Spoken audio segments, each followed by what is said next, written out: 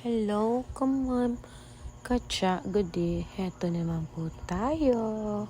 Tayo ay magluluto ng manok na apritada. Sariling gawa ko na naman to ha. Ito na naman yung invento ko. Ayan, may oyster sauce, magic syrup, tapos pamintang dahon, onion, garlic, patatas, tapos carrots, tapos may pamintang durog. Tapos yung manok ko po, nakamarinate na po. Nilagyan ko na po yan ang mga seasonings po. Ayan, habang hinihintay natin mag-init yung kawali, tayo ay lalagay ng dairy cream.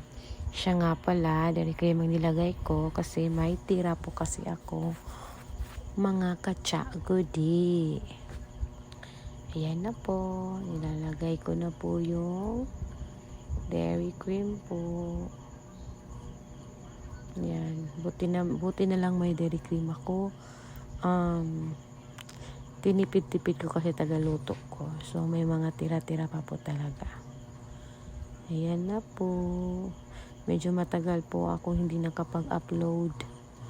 Na busy po. Ayan po, nilagay na po natin yung manok. Antayin natin mag-brown yung manok, tapos babaliktaran natin.